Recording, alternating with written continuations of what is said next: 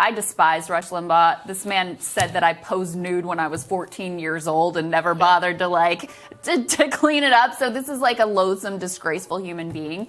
And this type of commentary. Secession. I see more and more people asking, what in the world do we have in common with the people who live in, say, New York? There cannot be a peaceful coexistence of two completely different theories of life, theories of government, theories of how we manage our affairs.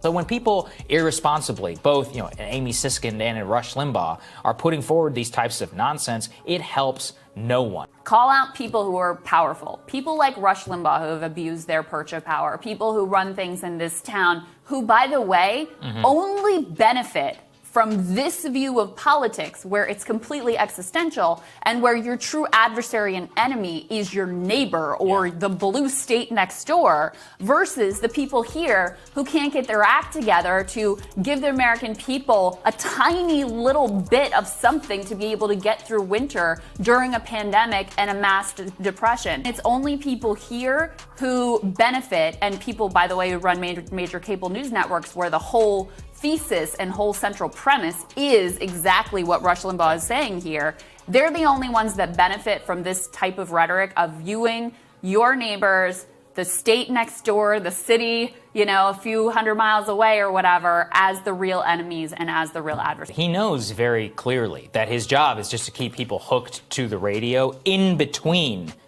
ad reads. That's it. I mean, he's pretty honest about it. By the way, he's making like $25 million a year at one point. He's a juggernaut, right? That's what this is actually all about. Yeah. And that's why, this type of rhetoric, when it's backed by that type of advertising model, doesn't help anyone. This is the new enemy to keep you glued to your TV, to keep you glued to the radio, whatever it is. And, it's done deep damage to this country because ultimately it does become a kind of manifesting of destiny where if enough people actually believe that this is true, it then manifests itself within the country. This is the Debate Me channel. Go ahead and click on the like button, subscribe, and smash that bell. Now I'm going to try to unpack quite a bit in this video. One topic I want to cover is, as a nonpartisan who sort of observes American politics from the quote-unquote outside, not really loyal to or feeling a part of any particular group, whether it's liberal or conservative, progressive, nothing beyond being an American. That's the group I'm part of. One pattern I've definitely recognized in the liberal media is there's a lot of race baiting going on. You're a police officer, you have pink skin, you kill someone who is brown skinned, automatically a racist or racial narrative is pushed with no evidence, right? No evidence at all. But there is a financial incentive to push that narrative when you foster an audience of people who are emotionally vested in a certain narrative. Racism is real, and different people in different parts of this country experience it in different ways. There is a market to pander to these people. They have real problems and experiences that they deal with, real feelings and emotions and anger towards racism. And if you, as a corporate news network or independent, feed them red meat of, see, yet again, more racism, you can get them very engaged, which leads to views and therefore revenue. So we see a lot of that on the left.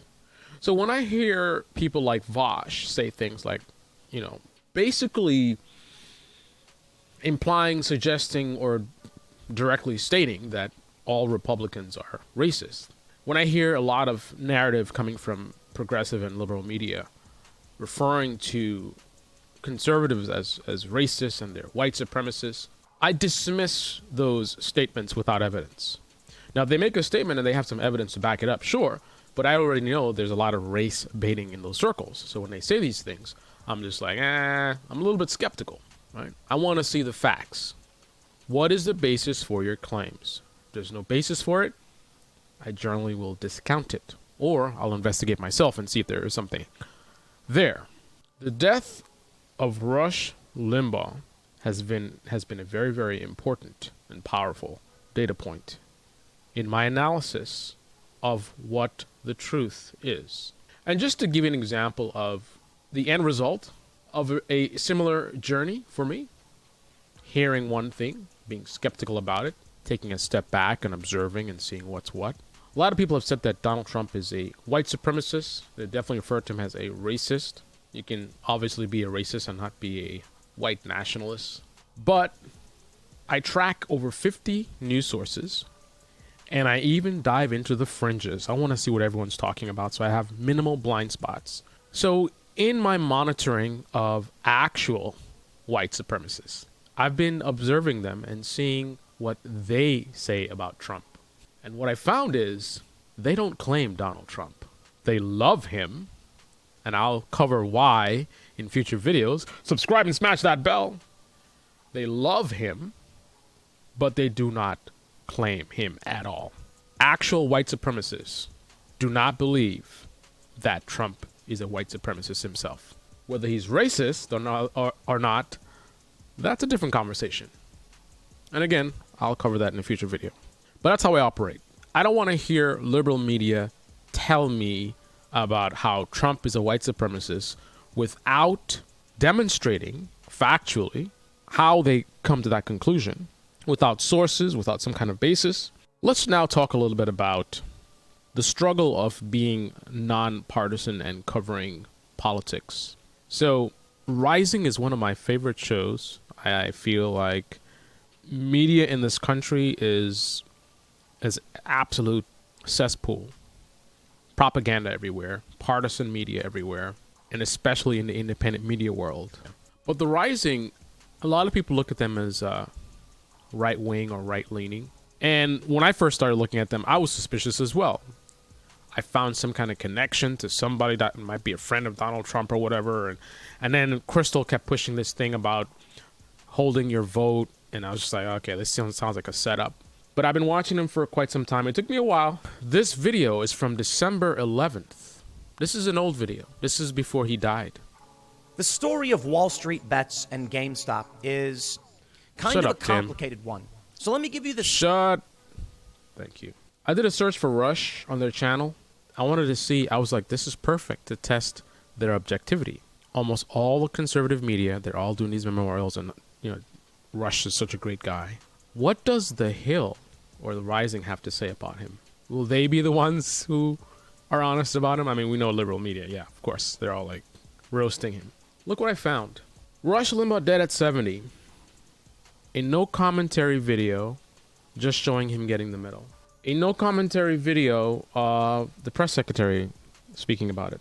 Senator Bill Cassidy speaking about it. No commentary. So this channel has been critical of Rush Limbaugh, as you heard in the beginning of this video. Now that he's dead and conservatives are rising from the ashes and they're all jumping up and doing their memorial videos, it's a must do for all the conservative media. The Rising so far has chosen to not really say anything, but they are acknowledging his death, and they chose to post not one but 4 videos, none of which have any commentary. This is the same channel that in the beginning of this video you heard what they said about Rush. So they know the truth about Rush, but they chose not to say anything at this moment. You can take from that what you will, but I find that to be very interesting. And my theory is, when you are nonpartisan, you're going to attract people with very different political views. I know I have Trump supporters that listen to me. I mean, perhaps not anymore because they deleted my channel. So I have Trump supporters, I have conservatives, I have liberals, progressives. If I were to guess and not be as disconnected from reality as Tim Pool, I would assume that I probably have more people on the left that are listening to my content, and that's a result of exactly what I just described. I tell it like it is. And Trump has been an absolute disaster for the last 4 years. I do acknowledge the problem started way before him, and it's much, much bigger than him, but he has been a big problem for the last 4 years. I didn't obsess about him and constantly Trump videos, like, for example, David Pakman, but I was not shy in calling out Donald Trump. So, not the kind of content that a typical conservative or right-leaning person wants to hear. So, because of that fact alone, I would expect to attract more centrist or left-leaning people. Interestingly enough, it seems that people who are left-leaning are more likely to accept me calling out trash like Nancy Pelosi than conservatives are of me calling out the trash on their side. So one side seems to be a little bit more tolerant of hearing harsh words against their side. Let's take a social media tour in conservative media. Nothing Remembering Rush by one of the most disgusting people in conservative media. Another Rush video by Crowder. Ben Shapiro. Reflections on Rush. Rest in peace, Rush. And of course, calling out the left on Rush. Tatum. Enough said. Tim Pool. Interesting. Tim Pool again on Project Veritas. Conservative twins. Where's your memorial video for the get that bone out of your nose guy? The monkeys guy. Hey, we're the monkeys. Not that kind of monkeys. Nothing from Ruben. So that's interesting. Notice how across the board, all the conservatives felt like they needed to do a Rush Limbaugh video. Except the brown-skinned conservatives. Why is that? Does this mean they know? They know what they're in the middle of? The kind of people they're associating themselves with? The accusations of them being sellouts is really, really true. They know. Why else would they not post videos about Rush? Everybody else is doing it. Why? Where's the Officer Tatum video? Now I gotta go to, what's her name? Funniest thing, I always forget Candace Owens' name. So I always search for black conservative women and and there it is. Well, she didn't post anything. Let me see about her, let's check conservative Twitter. How about that? This should be fun. Laura Ingraham. Conservative intelligentsia. Very interesting. Sean Hannity. Pinned. But of course, Goya. The Kellyanne Conway. This post, and she pinned it. Every time I see it, I just laugh. And there you have it. Mike Pence. Yep. Hey, that's not Rush Limbaugh. Daily Wire. Nothing from Breitbart. Interesting. Oh, Matt Gaetz. Interesting. Nothing. There you have it. And there again. Mark Meadows. Mark Meadows. Jim Jordan. Rush Limbaugh was an icon, a patriot, an American hero. Wow. The truth comes out. Trump War Room, of course. All right, here's the deal.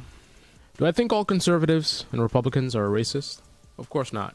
I got a good friend that I've known for decades, Trump supporter, Republican. I know there's Republicans that watch my videos. However, one thing is absolutely clear. I think a comparison to the police departments in this country is appropriate. All cops are not bastards, but it's a few good eggs, not a few bad eggs. Just like how it seems you're more likely to be attacked as a good police officer who speaks up than you are as a bad police officer, apparently there's not enough conservatives and Republicans who are not bigots to even be heard through the noise of all this idolizing of Rush Limbaugh. We're all entitled to our own opinions, but you saw it across the board. They're all, memorials, defending him. And then you look at the videos, you look at the comment sections. They're not all bigots, but apparently many of them are. Because if that were not true, we would be hearing from the conservatives speaking out and saying, hey guys, you're making us look bad. Why are you idolizing this disgusting guy who has helped divide this nation just like the liberal media has for so long? There's so few of them that I don't see any of them. That much is clear. And it's pretty sad. However, there's enough racists on the left for me to have at least one in my own family. And you probably wouldn't know it if you ran into them on the street. Just makes me wonder how many more people are out there that seem totally cool that have these racist views. Well, I think Rush Limbaugh just helped us to shed a light on a lot more of them. It's pretty sad. This is the Debate Me channel. Debate me in the comment section below. Click on the like button, subscribe, smash that bell. Rest in hell.